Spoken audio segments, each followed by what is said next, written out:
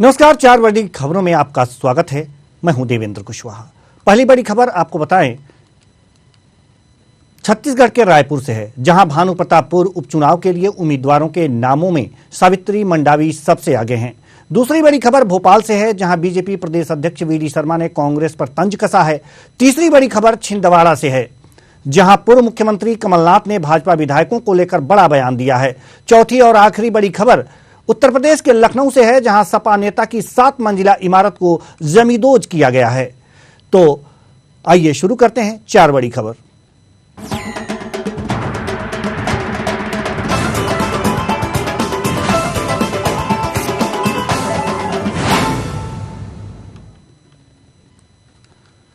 छत्तीसगढ़ के कांग्रेस प्रदेश मुख्यालय में भानु प्रतापपुर उपचुनाव के लिए उम्मीदवारों के नाम की घोषणा करने के लिए चुनाव समिति की बैठक रखी गई है। इस बैठक में 3 नामों का पैनल हाईकमान को भेजा गया है, जहां मुख्यमंत्री भूपेश बघेल ने बताया कि नाम पर आला कमान के मुहर लगते ही 2 दिन में ऐलान कर दिया जाएगा। बता दें कि चुनाव समिति की पिछली बैठक में 14 दावेदारों के नाम सामने आए थे। अब कयास लगाए जा रहे हैं कि आलाकमान का नाम सौंपने के बाद मंगलवार शाम तक पार्टी से अपने उम्मीदवार के नाम की घोषणा कर देगी। 3 नामों में सावित्री मंडावी का नाम लगभग तय माना जा रहा है। सावित्री मंडावी दिवंगत विधायक मनोज मंडावी की पत्नी हैं। बैठक के बाद सीएम भूपेश बघेल ने कहा कि जब तक देश, जाति, धर्म और भाषाओं में आपको यह देश बटा रहेगा, तब तक देश को नुकसान हुआ है। मोहन मरकाम जी के अध्यक्षता में आज बैठक हुई और नामों पे चर्चा हुई और जो नाम कमेटी ने अनुशंसा की है उसको हाई कमान को भेज दिया गया है और मैं समझता हूँ 1-2 दिन में कैंडिडेट डिक्लेयर हो जाएगा। जो हाई कमान सील मोहर लगाएंगे वही हमारा कैंडिडेट होगा। और दूसरा, चुनाव संचालन समिति के बारे में भी चर्चा हुई, जिसमें हमारे अब दोनों प्रभारी हैं। एक तरफ मंत्रिमंडल के हमारे प्रभारी अनिला भेड़िया जी हैं, वहाँ के प्रभारी मंत्री, और दूसरा पीयूष कोश्री जी वहाँ संगठन के तरफ से प्रभारी हैं। देखिए, अभी जब तक के नामांकन न हो जाए और नामांकन के बाद कितने लोग फॉर्म भरे, उसके बाद स्क्रूटनी होती है, फिर नाम वापसी, और जब नाम वापसी हो जाएगी तब स्थिति स्पष्ट होगी। अभी तो केवल कौन भर रहा है कौन नहीं भर रहा है केवल कयास ही लगा सकते हैं, भरे तब पता चलता है। तो अभी जब तक कि नाम वापसी नहीं होगा तब तक कि इसके बारे में कुछ कहा नहीं जा सकता।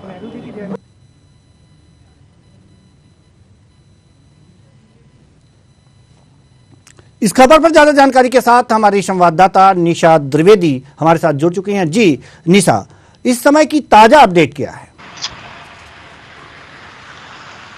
जी देवेंद्र, आज राजीव भवन में एक जो है बैठक रखी गई थी, जिस बैठक में उपचुनाव को लेकर भानु प्रतापपुर में जो उपचुनाव होना है स्वर्गीय जो मंडावी का निधन के बाद, उस पर चर्चा हो रही थी कि किन नामों पर घोषणा की जानी, क्योंकि 14 जो नाम है वो सामने आए थे और उनमें 3 नामों को अब आगे बढ़ाने की जो कवायद है वो शुरू हो गई है और इसे आला कमान को सौंपा जाना है। उन्हीं को लेकर आज जो चर्चा है वो चल रही थी और इस पर जो बैठक में मुख्यमंत्री भूपेश बघेल, पीसीसी चीफ मोहन मरकाम और अमरजीत चावला मौजूद थे, जिन्होंने निर्णय किया कि 3 नाम कौन से होंगे जिन्हें आला कमान को सौंपना है। और इसकी जो रिपोर्ट है वो भी 1-2 दिन में आ जाएगी कि कौन होगा वो शख्स जो भानु प्रतापपुर से चुनाव के लिए दावेदारी करेगा।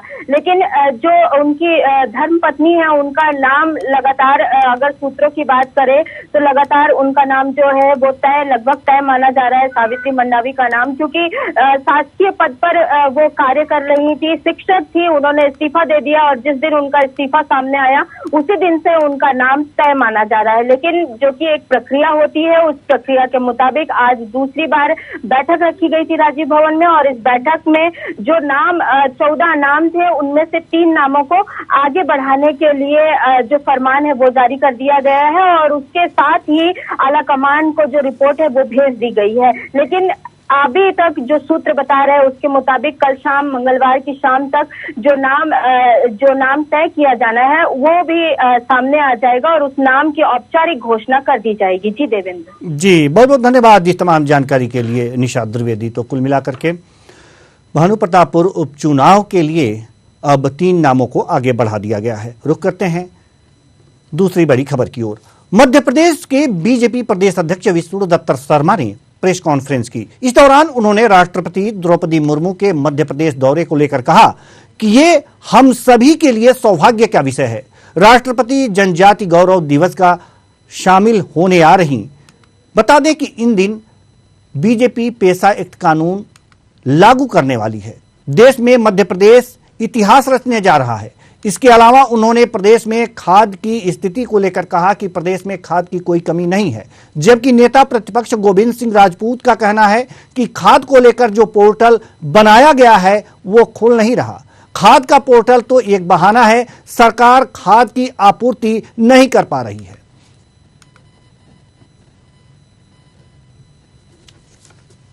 हम सब लोगों के लिए सौभाग्य का विषय है कि मध्य प्रदेश के अंदर पिछले वर्ष राष्ट्रीय जनजाति गौरव दिवस की शुरुआत भारत के लोकप्रिय प्रधानमंत्री माननीय नरेंद्र मोदी जी ने की थी। इस वर्ष हमारा दूसरा राष्ट्रीय जनजाति गौरव दिवस है, इसलिए राष्ट्रीय गौरव दिवस के अवसर पर भारत की लोकप्रिय राष्ट्रपति बहन द्रौपदी मुर्मू जी मध्य प्रदेश के अंदर राष्ट्रीय जनजाति गौरव दिवस के अवसर पर पधार रही हैं। शहडोल में राज्य स्तरीय बड़ा कार्यक्रम होगा, उसमें महामहिम राष्ट्रपति जी की उपस्थिति मध्य प्रदेश के लिए, जनजाति समाज के लिए और हम सब लोगों के लिए गौरव का क्षण है कि देश के इतिहास में जनजाति समाज और जनजाति समाज की बहन महिला राष्ट्रपति बनकर के नेतृत्व कर रही है और मध्य प्रदेश के अंदर राष्ट्रीय जनजाति गौरव दिवस के अवसर पर वो उपस्थित यहां पर रहेंगी। मैंने फिर कहा, खाद को लेकर के किसी प्रकार की कोई प्रॉब्लम मध्य प्रदेश के अंदर नहीं है। कांग्रेस के विधायक खाद के गोदाम में जाकर के शटर खोल करके ये कह लूट लो, यही इनका चरित्र है और कांग्रेस का भी चरित्र झूठ बोलने का है। दुरावस्था उनके दौर में थी, उनको लगता है कि कैसे अव्यवस्था फैलाई जा सकती है, तो अव्यवस्था की धोतक बन रही है कांग्रेस, जो दुर्भाग्यजनक है कि राजनीतिक दल को जिम्मेदारी से काम करना चाहिए और इस प्रकार के लोगों को, विधायकों को आपने लोकतंत्र में आप चुन करके आए हैं। आपको किसने अधिकार दिया कि इस प्रकार से आप लूट करके और लूटने का लोगों को प्रेरित कर रहे हैं, लोगों के अंदर इस प्रकार के भाव पैदा करने का प्रयास कर रहे हैं। इसलिए उनके खिलाफ कार्रवाई हुई है और मध्य प्रदेश के अंदर इस प्रकार का कोई भी कुछ भी करने का प्रयास करेगा तो उसके खिलाफ कड़ी कार्रवाई होगी। गोविंद सिंह जी पहले अध्ययन करें, पैसा एक्ट कानून क्या है, इसका इतिहास क्या है। केवल बोलने से या केवल ये बिच्छू और डंक ये कह देने से क्योंकि दिन भर वो बिच्छू और डंक का ही काम करते हैं, इसलिए उनको यही याद आ सकता है। जरा देखें, समझें और गरीबों के उत्थान के लिए कुछ काम करें। और मुझे लगता है कि अच्छा कोई काम अगर हो रहा है तो उस काम को पक्ष विपक्ष या कोई भी हो एप्रिसिएशन करना चाहिए। कोई भी नेतृत्व हो सकता है। अरे आपकी सरकार थी, आपने क्यों नहीं किया? दिग्विजय सिंह जी को बताना चाहिए कि उन्होंने इसे लागू क्यों नहीं किया था। पहली बात तो यह है माननीय मुख्यमंत्री जी की कि लगातार पिछले 3-4 दिनों से जो उनकी पोर्टल होता है उस पर उनका खुल ही नहीं रहा वो, इसलिए समूचे मध्य प्रदेश में पिछले 2-3 दिनों से खाद्य वितरण पूरी तरह से बंद है। अब पोर्टल का बहाना है, खाद्य गोदाम खाली पड़े हैं, सरकार अपना कमजोरी छिपाने के लिए इस प्रकार पोर्टल के नाम पर जिलों में खाद्य वितरण बंद हुआ है। मैं माननीय मुख्यमंत्री जी से अनुरोध करता हूं कि आप किसान के पुत्र हैं और किसान आपका भगवान मानते हो और आप उसके पुजारी हो। कम से कम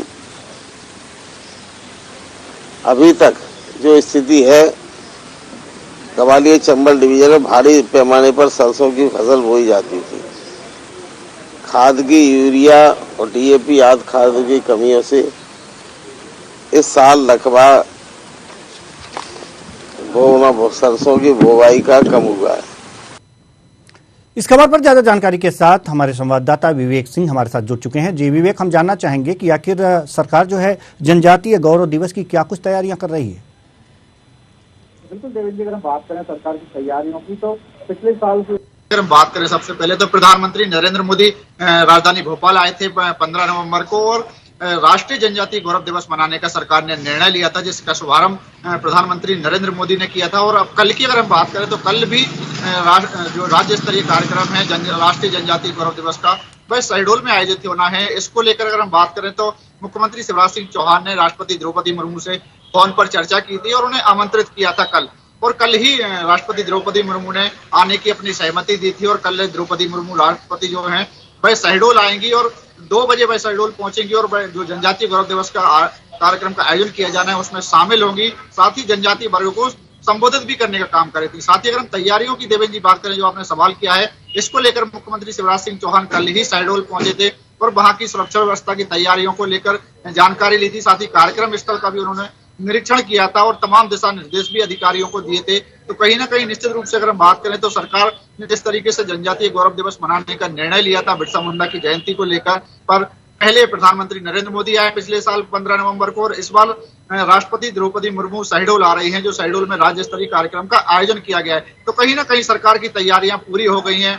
मिनिस्टर इन वेटिंग को भी लिस्ट तैयार कर ली गई है, मंत्रियों को भी जिम्मेदारी सौंपी गई है। तो कहीं ना कहीं तैयारियां राज्य सरकार की पूरी हो गई है। जी देवेंद्र, एक खबर और बहुत ही महत्वपूर्ण है किसानों से संबंधित। खाद वितरण को लेकर विपक्ष लगातार सरकार पर आरोप लगा रहा है कि पोर्टल बहाना है, गोदामों में खाद नहीं है। जी बिल्कुल देवेंद्र जी, अगर हम बात करें नेता प्रतिपक्ष गोविंद सिंह के बयान की, तो उन्होंने सरकार पर आरोप लगाया है और उन्होंने कहा है कि पोर्टल तो एक बहाना है। पोर्टल सरकार ने जिस तरीके से बनाया है वह पिछले 3 से 4 दिनों से पोर्टल खुल नहीं रहा है और जो खाद के गोदाम है वह पूरी तरीके से खाली पड़े हुए हैं। वहीं अगर हम मुख्यमंत्री शिवराज सिंह चौहान के बयान की बात करें या फिर बीजेपी प्रदेश अध्यक्ष विष्णुदत्त शर्मा के बयान की बात करें, तो उनका साफ तौर पर कहना है कि खाद की प्रदेश में किसी भी तरीके से कमी नहीं है, किसान जितना चाहे उतना खाद ले सकते हैं। और साथ ही कांग्रेस पर ही आरोप लगाया है कि कांग्रेस भ्रम फैलाने का काम कर रही है जिससे कि अराजकता फैले, लेकिन मध्य प्रदेश में कानून का राज है। अगर भूपेंद्र सिंह के बयान की बात करें, नगरीय प्रशासन मंत्री,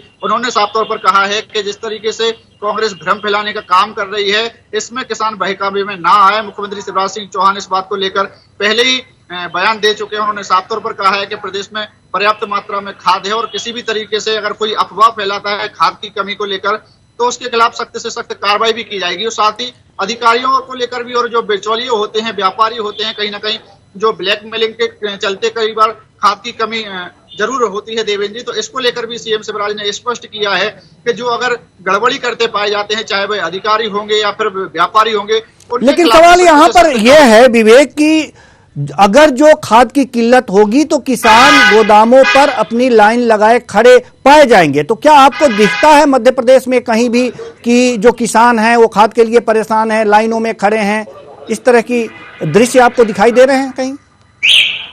बिल्कुल देवेंद्र जी, हम बात करें तो इसको लेकर लगातार सियासत जारी है। खाद को लेकर जिस तरीके से विपक्ष की अगर हम बात कर रहे थे, जिस तरीके से गोविंद सिंह ने बयान दिया है नेता प्रतिपक्ष ने, तो भाई अगर हम सरकार की बात करें तो सरकार का कहना है कि पर्याप्त मात्रा में खाद है, लेकिन कहीं ना कहीं प्रदेश से जो तस्वीरें सामने आ रही हैं देवेंद्र जी, निश्चित रूप से कई किसानों जो ऐसे हैं जो परेशान होते हुए नजर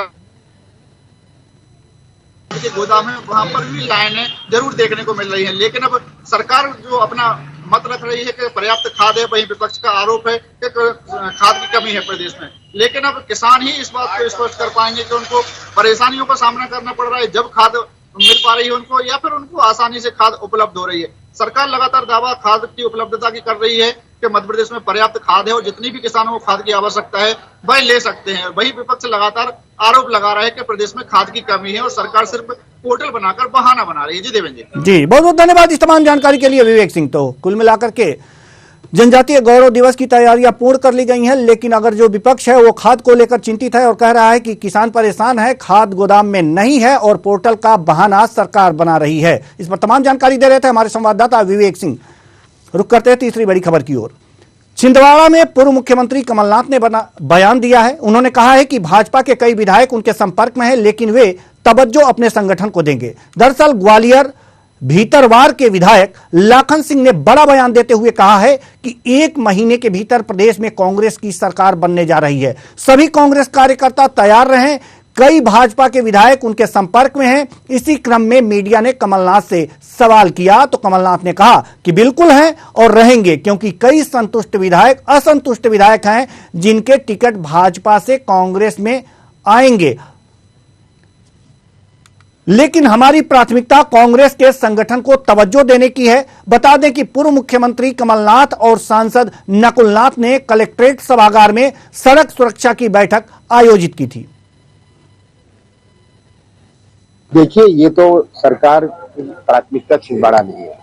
11 महीने हम रुकते हैं, तब जैसे पहले प्राथमिकता थी वैसे ही प्राथमिकता छिंदवाड़ा की होगी। जी, लाखन सिंह ने कहा है कि 1 महीने में विधानसभा चुनाव हो सकते हैं। भाजपा के विधायक कांग्रेस के संपर्क में, भाजपा के बहुत सारे विधायक कांग्रेस के संपर्क में हैं, वो तो रहेंगे जो सोचते हैं जिनको टिकट नहीं मिलेगी, पर हम अपने संगठन को ही प्राथमिकता देंगे। बाल कांग्रेस बहुत आवश्यक है कि आज नई पीढ़ी जो है वही निर्माण करेगी हमारे जिले का और हमारे प्रदेश का। तो इसीलिए बाल कांग्रेस का बनाने का ये हम इसको कि अपने देश का इतिहास क्या है, हमारे देश की संस्कृति क्या है, हमारे देश का संविधान क्या है, इन सब चीजों में उन्हें ज्ञान देने के लिए हमने ये चलाया है।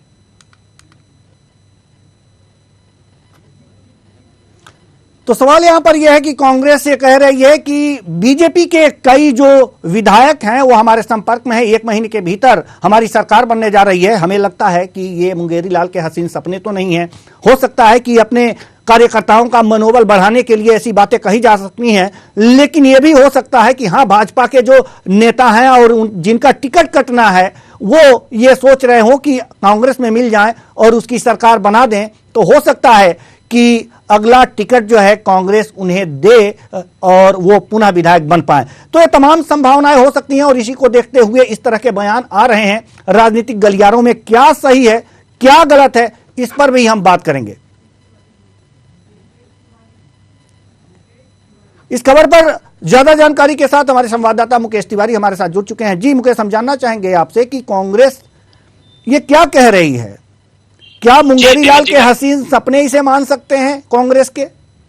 जी देवेंद्र जी, मैं बताना चाहूंगा कि छिंदवाड़ा प्रवास में जो कमलनाथ जी पहुंचे हुए हैं, यहाँ पर उन्होंने सड़क सुरक्षा की जो बैठक चल रही थी कलेक्टर सभागार में, वहां पर पत्रकारों से सवाल में पूछा उन्होंने कि लाखन सिंह जो है ग्वालियर भितरवाद के विधायक, उन्होंने कहा था कि बहुत जल्द ही कांग्रेस सरकार बनने वाली है, कांग्रेस तैयार रहे। उसी के सवाल में जब पूछा गया तो उन्होंने कहा कि हाँ, हमारे संपर्क में भाजपा के कई विधायक हैं, लेकिन हमको तवज्जो मिलेगी उस संगठन को मिलेगी। अब इससे देखना यह है कि कांग्रेस और भाजपा दोनों की जो हलचल मच चुकी है जी, उसको देखना यह है कि अब वो क्या आगे क्या रणनीति अपनाते हैं। नहीं, अगर जो भाजपा के जो विधायक हैं कांग्रेस के पास आते हैं और पर्याप्त मात्रा में कांग्रेस को बहुमत मिलता है, तो क्या कांग्रेस सरकार बनाने का दावा पेश करेगी?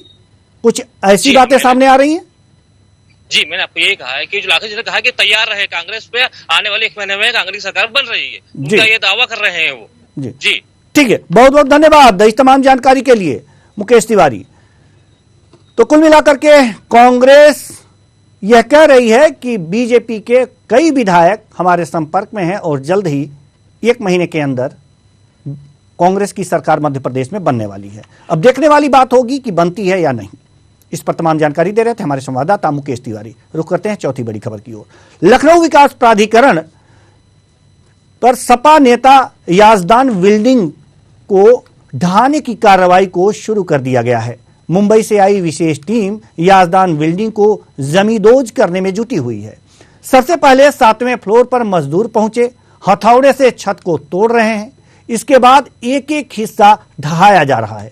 हालांकि इसका विरोध भी शुरू हो गया है। बता दें कि रविवार को भी बुलडोजर से यजदान अपार्टमेंट की 4 दीवारी को तोड़ा गया है। यह बिल्डिंग सपा नेता फहद यजदान की है। प्रयाग नारायण रोड पर नजूल की जमीन पर इसका निर्माण साल 2015 में किया गया था। यहां एलडीए के अफसरों ने नजूल की भूमि पर यह अपार्टमेंट का निर्माण होने दिया था। यहां तक कि अपार्टमेंट का मानचित्र स्वीकृत कर दिया गया था। शिकायत के बाद अपनी नौकरी बचाने के लिए वर्ष 2016 में एलडीए ने अपार्टमेंट को खाली करा दिया। बाद में बिल्डर ने 75 लाख रुपए शमन मानचित्र भी जमा करा लिया गया। मानचित्र स्वीकृत होने के कारण इस प्रोजेक्ट को यूपी रेरा में भी पंजीकृत कर लिया गया। तो सवाल यहां पर यह है कि सपा पर एक तरह से यह कहा जा सकता है कि सरकार का प्रकोप चल रहा है। सपा नेता की बिल्डिंग आज जमींदोज की जा रही है। नजूल भूमि पर यह आरोप है कि यह जो बिल्डिंग तैयार की गई थी, यह नजूल भूमि पर यह तैयार की गई थी, जो कि अवैध है। तो कुल मिलाकर के आप कह सकते हैं कि अगर जो इस तरह की कार्रवाई हो रही है और सरकारी जमीन पर अगर जो अवैध निर्माण है, चाहे वो विधायक हो चाहे वो सांसद हो, तो उस पर कार्रवाई होनी चाहिए। इस खबर पर ज्यादा जानकारी के साथ हमारे संवाददाता प्रशांत राव हमारे साथ जुड़ चुके हैं। प्रशांत, हम जानना चाहेंगे कि सपा नेता की बिल्डिंग जमींदोज की जा रही है, पूरा मामला बताइए और अब तक का अपडेट भी बताइए साथ में।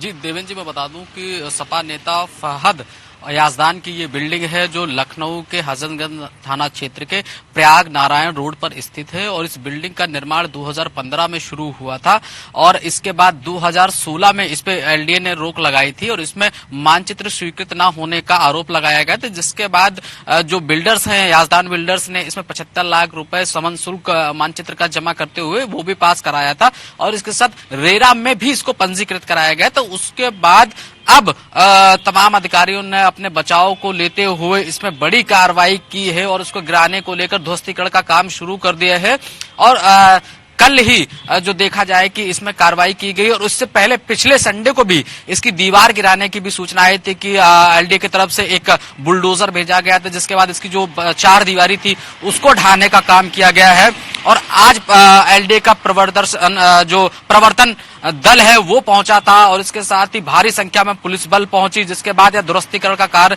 शुरू हुआ। लेकिन ये ध्वस्तीकरण का कार्य मजदूरों को लेकर शुरू किया गया। जब जो इसके खरीदार थे, जो वायर्स थे, जब उनको ये पता लगा कि ध्वस्तीकरण हो रहा था, वो वहां मौके पर पहुंचे। उन्होंने प्रशासन से दुहाई की कि इसको रोक दिया जाए क्योंकि इनका पैसा फंसा हुआ, खून पसीने की कमाई है। अगर बिल्डर्स की किसी भी तरीके को कमी है तो उससे उसकी वसूली की जाए कि ना कि हम लोग खरीदार हैं और हमारे पैसे का नुकसान किया जा रहा है। दूसरा, आज उन्होंने डॉक्टर रोशन जैकब जो लखनऊ कमिश्नर है उनसे मुलाकात की और इसके साथ एलडीए के वीसी से उन्होंने मुलाकात की। उन्होंने मांग की कि यदि जो बिल्डर्स हैं फराद यानी कि जो याजदान बिल्डर्स हैं, उन्होंने अगर किसी भी तरीके की धोखाधड़ी सरकार से की है तो उन पर कार्रवाई की जाए। बताया जा रहा है कि नजूल की भूमि पर इस संपत्ति का निर्माण किया गया, यानी कि जो बिल्डिंग बनाई गई नजूल की भूमि थी और इसके साथ ही नक्शा पास नहीं था।